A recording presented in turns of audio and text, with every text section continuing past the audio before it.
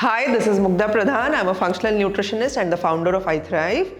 You're watching me on FitTuck, and today we're going to talk about salt and high BP. So often when someone gets diagnosed with high BP, they're asked to cut down salt. But even before we go into that, what is high BP, right? Or hypertension? So basically, through the day, whether you're sleeping or whether you're waking or whether you're moving or whether you're working, your body is continuously sending blood through all parts of yourself, right? So your heart is pumping blood. When you breathe in, that blood gets oxygenated. Through your liver, all the nutrients get mixed with that blood, through your digestive system. And that nutrient-rich blood is going through all your body. Now, this is happening through your arteries and veins. So when your heart pumps blood, it reaches the furthest parts of your body. The pressure at which this blood is being pumped through your blood vessels is what is known as blood pressure. And for those people who get diagnosed with high BP, there is too much pressure, right? So it's like a pipe through which your blood is flowing and there's too much pressure inside the pipe.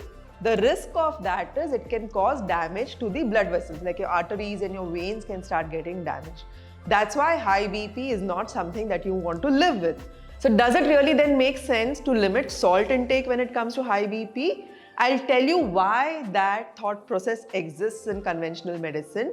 It is assumed that overconsumption of salt can increase blood pressure because of how it changes the blood volume and what it does to the hydration levels in the body. What you need to understand is salt is very, very rarely the culprit. The true culprit in this scenario is actually something called as insulin resistance. If you have insulin resistance, it can trigger more water retention. Because of that excess fluid retention, your blood pressure within the body can actually go up. So salt is not causing this increased blood pressure. What is really triggering it is insulin resistance. The second reason why people could have high BP is if their liver is not functioning well, if their liver is overloaded, if there's inflammation in the liver. Even that kind of inflammation can trigger high BP. Salt has nothing to do here, right?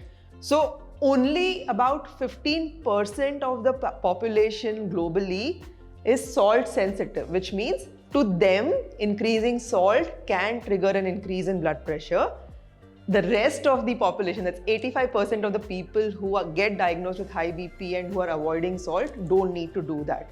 Salt actually is an essential nutrient. It's an electrolyte. It's made of sodium and chloride. Both of these are super important in the body, and in fact during sweating, like in summers, we lose a lot of salt from our body, so we need to replenish our body with salt. So avoiding salt is not the best solution for high BP. You need to know what is the real root cause of your high BP. Fix that root cause and you can have a delicious salt enriched life without having to cut down on salt. That's all I wanted to share for today. Thank you so much for watching.